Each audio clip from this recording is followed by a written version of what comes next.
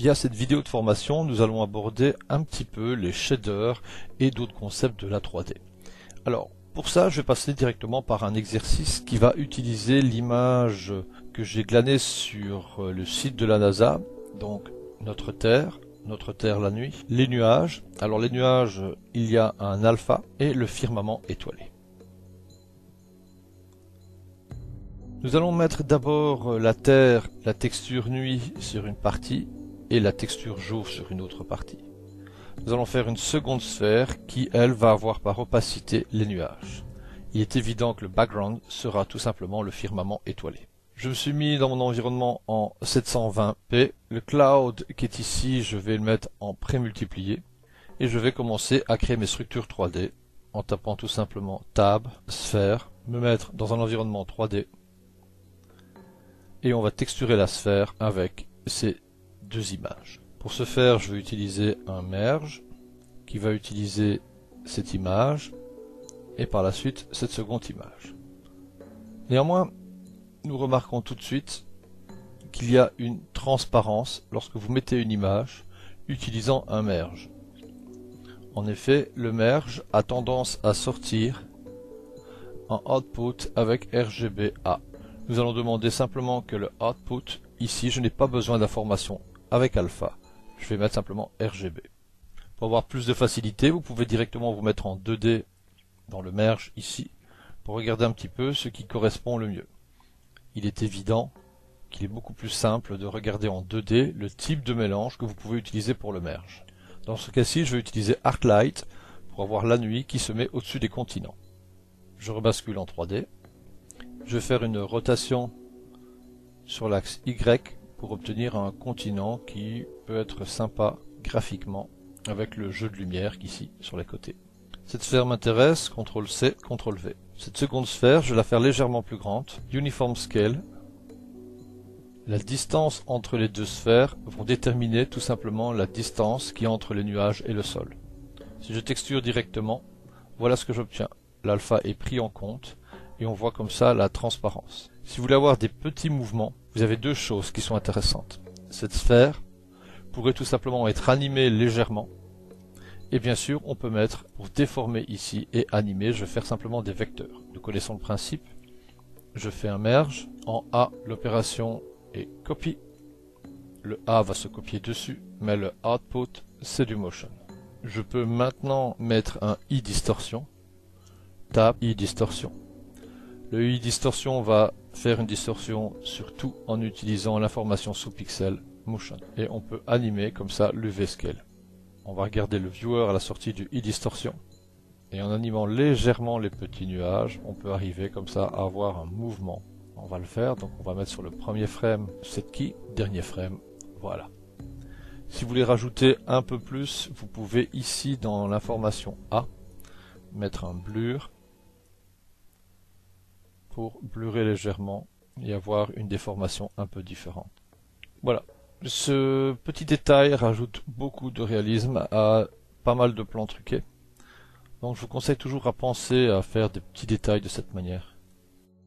Revenons maintenant à la 3D. Et nous allons voir que dès que nous allons mettre des lumières, nous avons besoin de shader. Nous allons donc créer simplement un point light, mettre une atténuation et déplacer un petit peu. Nous remarquons donc que dans la partie où la lumière est, nous remarquons bien sûr que là où c'est éclairé, on voit beaucoup mieux les textures. La théorie 3D ne change pas. Vous avez une zone éclairée qu'on appelle la zone diffuse et ici la zone ambiant. Nous avons déjà abordé qu'il était possible d'éclairer dans une zone sombre en utilisant un concept d'émission qui rendait beaucoup plus additif en faisant fi des propriétés mêmes de la lumière. On va utiliser maintenant un background et nous allons revenir tout de suite après au shader. Il est donc important de planter le décor pour bien travailler vos shaders et ne pas oublier de faire des allers-retours entre la 2D et la 3D pour regarder si vraiment le rendu est correct. Bilan, on a vraiment besoin d'un moteur de rendu. Je vais mettre le Skyline Render qui va utiliser BG et Background, l'image arrière-plan. On va mettre le Viewer à la sortie. On va créer une scène qui va utiliser donc les deux sphères et le Point Light qu'on connecte à scène. Et nous allons maintenant créer une caméra. Tab, caméra. Et je connecte à la caméra. Je vais placer ma caméra ici, faire une rotation, CTRL, je regarde au travers de la caméra, je fais CTRL sur l'icône de la caméra et je dézoome pour recadrer un petit peu par rapport à ce qui m'intéresse. Astuce, vous avez ici un look, je vais mettre un axis, l'axis est là, je place l'axis à cet endroit et je connecte en look. Voyons un petit peu, je quitte la vue caméra, je rebascule en vue 3D. Si je bouge la caméra, elle est toujours en orientation par rapport à l'axis, grâce à sa connexion look.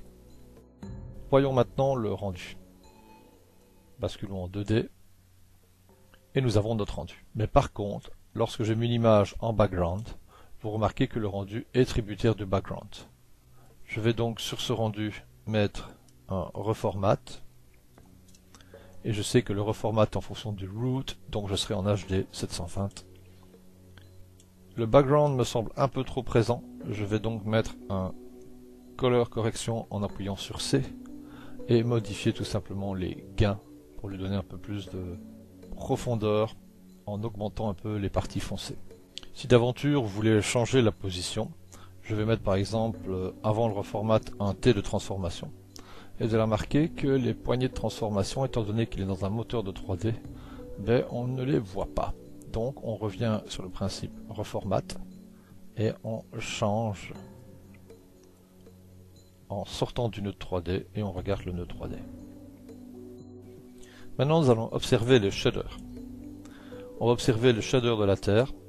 Je vais pour ça désactiver la sphère qui est ici en faisant Disable, et comme ça je n'ai que ma sphère que je dois travailler. La sphère utilise cette image que j'ai mis en merge. J'étais obligé de le mettre en merge pour fusionner les deux. Mais est-ce vraiment la bonne solution? Nous allons regarder en 3D, Shader, vous avez comme ça Basic Shader, Merge Matériaux, Blend Matériaux. On va d'abord aller dans le Basic Shader. Le Basic Shader comporte différentes choses. Émission, qui sera donc additif, diffuse, c'est-à-dire tout simplement là où l'éclairage éclaire le matériau que je vais voir, avec le pourcentage et la force. Les gestions de l'impact lumineux. Observons d'abord la gestion de l'impact lumineux. Je vous conseille de réduire le diffuse pour pouvoir gérer la force du spéculaire, éventuellement sa couleur et ses autres paramètres d'atténuation. Dans ce cas-ci, je ne veux pas de spéculaire, mais uniquement du diffus. L'entrée map D et la diffusion. Je vais mettre la Terre en diffusion.